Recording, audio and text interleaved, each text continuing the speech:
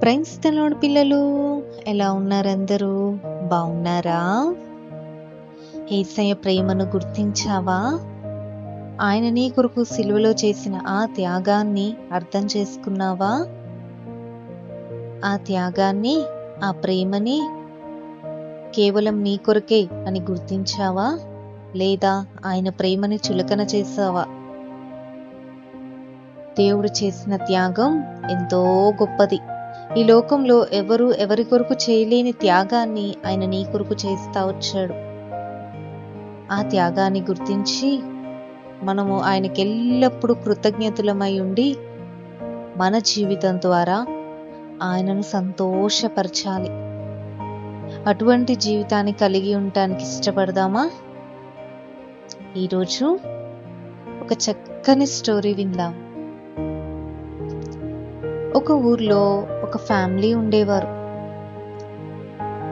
ఆ కుటుంబంలో తల్లి, తండ్రి, ఇద్దరు అన్నదమ్ములు ఉండేవారు. ఆ అన్నదమ్ములు ట్విన్స్, కవల పిల్లలు. ఇద్దరు చూడ్డానికి ఒకే రకంగా ఉండేవాళ్ళు. చిన్ననాటి నుంచి ఆ కుటుంబము దేవుని యందు భయభక్తులు కలిగిన కుటుంబం. దేవుని ప్రేమను గుర్తించి ఆయన మాటలని, ఆయన ఆజ్ఞలని వారి జీవితంలో మరి పాటిస్తూ దేవునికి ఇష్టలుగా జీవిస్తూ వచ్చారు. ప్రతి ఆదివారం మందిరానికి వెళ్తా ఉండేవారు. ప్రతిరోజు కుటుంబ ప్రార్థన కలిగి ఉన్నారు. ప్రతి నిమిషం దేవుడు చూస్తాడని భయము భక్తి కలిగి జీవించేవారు. ఆ ఇద్దరు అన్నదమ్ముళ్ళు వారి చదువులు కొనసాగుతా వచ్చాయి. ఆ అన్నదమ్ములు కాలేజ్కి వెళ్తా ఉండేవారు, చక్కగా చదువుకునేవారు, ప్రతిదీ దేవుని యందు భయభక్తులు కలిగి జీవిస్తూ వచ్చేవారు. అయితే వారి సహవాసం ఎవరితో చేస్తున్నారో గుర్తించలేకపోయారు. ఆ అన్నదమ్ముల్లో ఒక అబ్బాయి అనగా తమ్ముడు, అతని సహవాసము ఈ లోకానికి సంబంధించిన వ్యక్తులతో ఉంది. వారు భయంకరమైన పాపంలో మునిగిన వారు. వారితో స్నేహం చేయటానికి ఇష్టపడతా వచ్చాడు. అన్న ఎన్నోసార్లు గద్దించాడు, తమ్ముడు ఇలాంటి వారితో స్నేహం చేయకూడదు, మనం దేవుణ్ణి నమ్ముకున్న వాళ్ళం, ప్రత్యేకంగా జీవించాలి, పాపంలోకి మనం ప్రవేశించకూడదు, అపవాదికి చోటివ్వకూడదు అని అన్న ఎప్పుడూ తమ్ముడికి చెప్తా ఉండేవాడు. అయితే తమ్ముడు అన్న మాటల్ని వినేవాడు కాదు. నీకేం తెలీదు పో అని చెప్పి తన స్నేహితులతో తిరిగేవాడు. తద్వారా భయంకరమైన పాపంలో మునిగిపోయాడు.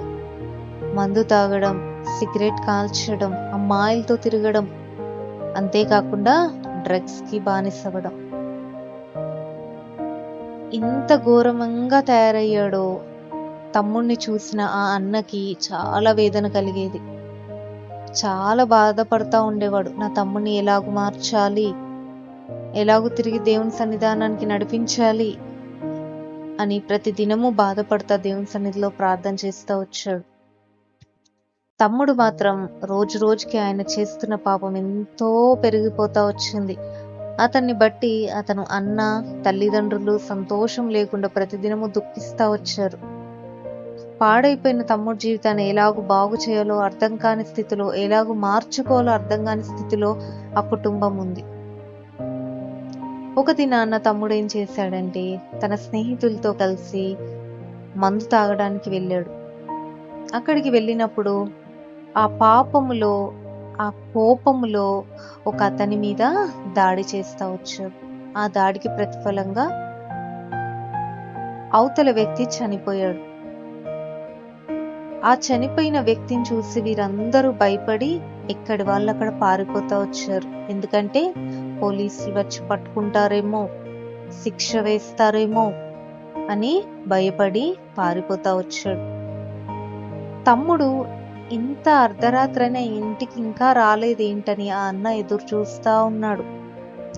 అర్ధరాత్రి తమ్ముడు పరిగెత్తుకుంటూ వచ్చాడు. పరిగెత్తుకుంటూ వచ్చి తలుపు తడితే అన్న గబగబా తలుపు తీసి తమ్ముడిని చూసి ఆశ్చర్యపోయాడు. ఎందుకంటే తమ్ముడి షర్ట్ మొత్తం బ్లడ్ తో నిండి ఉంది. ఏంటి రక్తం, నీ షర్ట్ అంతా ఎందుకు ఇలా ఉంది అని అన్న ప్రశ్నిస్తాడు. అందుకు తమ్ముడు, అన్నా మేము నువ్వెన్నోసార్లు మంచి మాటలు చెప్తే నేను వినలేకపోయాను. ఈరోజు ఏమైందో తెలుసా, నేను మా ఫ్రెండ్స్తో వెళ్ళినప్పుడు అక్కడ మాకు చిన్న గొడవ జరిగింది. అక్కడ నేను తొందరలో ఒక అతన్ని చంపేశాను. ఆ చంపినప్పుడు వచ్చిన ఆ బ్లడ్డే ఇదిగో నా షర్ట్ మీద ఉంది. నాకు నువ్వు కాపాడవా అన్నా, ఏదో ఒకటి చేసి నన్ను కాపాడవా అని ఏడుస్తూ చెప్తాడు. వెంటనే అన్న ఏం చేస్తాడంటే, త్వరగా నీ షర్ట్ తీసేసి ఇదిగో నా షర్ట్ వేసుకో అని చెప్పి ఆయన ఒంటి మీద ఉన్న షర్ట్ తమ్ముడికి ఇస్తాడు. తమ్ముడు అనుకుంటాడు, ఓకే అన్న తన షర్ట్ ని నాకు ఇచ్చేసాడు కదా, అన్న వేరే షర్ట్ వేసుకుంటాడేమో అని. కానీ అన్న ఏం చేశాడో తెలుసా, రక్తము అంటిన ఆ షర్ట్ ని తమ్ముడు విప్పేశాడు కదా, ఆ షర్ట్ ని అన్న వేసుకుంటాడు. అది చూసినప్పుడు తమ్ముడు చాలా ఆశ్చర్యపోతాడు. అదేంటి అన్న ఈ షర్ట్ వేసుకుంటున్నాడు అని అడుగుతాడు. ఎందుకు వేసుకుంటున్నావు అన్న అని. ఏం లేదు, నువ్వు ఇంట్లోకి వెళ్ళిపోయి పడుకో అని చెప్పి పంపిస్తాడు. తమ్ముడికి ఏం అర్థం కాలేదు. తను ఎందుకు ఇలా మాట్లాడుతున్నాడు అనుకుంటా ఇంట్లోకి వెళ్తాడు. కొద్దిసేపటికి పోలీస్ వారు వస్తారు. పోలీస్ వారు వచ్చి చూసినప్పుడు రక్తపు షర్ట్, ఆ బ్లడ్ ఏదైతే అంటుకున్న షర్ట్ ఉంటుందో అది వేసుకున్న అన్నని చూసి, పదా నువ్వే కదా ఆ వ్యక్తిని హత్య చేసింది, నేను అరెస్ట్ చేస్తున్నామంటాడు. అవును సార్, తెలిసి తెలియక చేశాను సార్ అంటే, అవన్నీ కుదరదు, నువ్వు పద పోలీస్ స్టేషన్ కి అని తీసుకెళ్తున్నప్పుడు లోపలున్న తమ్ముడు పరుగున వచ్చి అయ్యో అయ్యో అయ్యో అని ఏడుస్తా ఉంటాడు. ఎందుకో తెలుసా, తప్పు చేసినది తమ్ముడు కాబట్టి. పోలీస్ వారి దగ్గరికి వెళ్తాడు. ఎందుకు మా అన్నని తీసుకెళ్తున్నారు, తప్పు చేసింది నేను అని. ఏంటి బాబు అలా మాట్లాడుతున్నావు, ఈ వ్యక్తి వేసుకున్న షర్ట్ కి రక్తపు మరకలు ఉన్నాయి కదా, ఇతనే హత్య చేసిందని ఇక్కడ ప్రూవ్ అవుతుంది కదా అని చెప్పి వెంటనే అన్నం తీసుకెళ్తాడు. అన్నం తీసుకెళ్లి జైల్లో వేస్తారు. తమ్ముడు ఇంట్లో ఎంతగానో ఏడుస్తాడు, ఎంతగానో బాధపడతాడు. అయ్యో నేను చేసిన తప్పి అన్న శిక్ష పడుతుంది అన్నకి అని చాలా బాధపడతాడు, తట్టుకోలేకపోతాడు.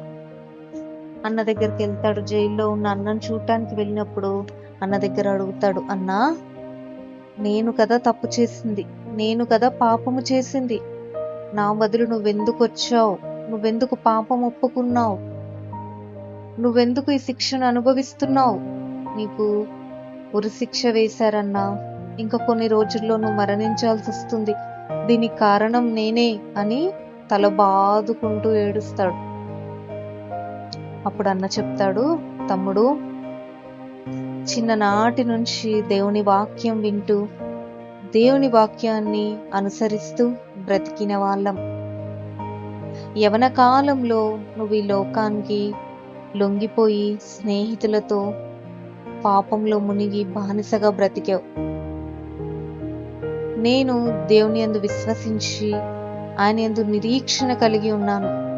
ఈ క్షణాన నేను చనిపోతే దేవుని రాజ్యంలో ఉంటాను. నువ్వు ఈ శిక్షను భరించి ఈ క్షణం చనిపోతే ఆయనకు దూరస్తుడివై నరకంలో ఉంటావు. అది నేను చూడలేను. ఈ లోకంలో నేను మరణించొచ్చు, అయితే నిత్యత్వంలో నాకు జీవమున్నది. ఈ లోకంలో ఉన్న నువ్వు పశ్చాత్తాపంతో నీ పాపాలను ఒప్పుకొని దేవుని యొద్దకు రా, దేవుని దగ్గర నమ్మకం గుండు. అప్పుడు నీ పాపాలు దేవుడు క్షమిస్తే నీకు కూడా ఒక దినాన పరలోకంలో చోటు ఉంటది. నువ్వు మారాలనే తమ్ముడు నీ శిక్షను నేను భరించాను, నీకు రావాల్సిన ఆ శిక్షను నేను తీసుకున్నాను. ఎందుకంటే నువ్వు మారాలి, నీకు విడుదల కలగాలి, ఈ బానిసత్వం నుంచి నువ్వు విడుదల పొందాలి. నువ్వు నా కొరకు ఏం బాధపడొద్దు, ఎందుకంటే ఈ లోకంలో నేను కన్ను ముయ్యొచ్చు, కానీ పరలోకంలో నేను ఎంతో సంతోషంగా ఉంటాను. నువ్వు దేవుని తెలుసుకొని దేవుని కొరకు ఈ లోకంలో ఒక సాక్షిగా జీవించు తమ్ముడు అని చెప్తాడు. ఆ మాటలకు తమ్ముడు ఎంతగానో పశ్చాత్తాపడతాడు. నిజమే కదా, నీ పాపముల కొరకు నువ్వు చేసిన తప్పుని, నువ్వు చూపించిన అవిధేయతని ఆయన తన భుజాల మీద వేసుకున్నాడు. నువ్వు చేసిన ఆ తప్పుకి దేవాది దేవుడు ఈ లోకానికి వచ్చి కొరడా దెబ్బలు తిన్నాడు. నీ దేహంతో నువ్వు చేసిన తప్పుకి ఆయన ముఖము మీద ఉమ్ము వేయించుకున్నాడు. నీ హృదయంలో నువ్వు ఆలోచించిన చెడు ఆలోచనలు బట్టి, నీ చెడు తలంపులను బట్టి ఆయన ముళ్ళ కిరీటమును పొందాడు.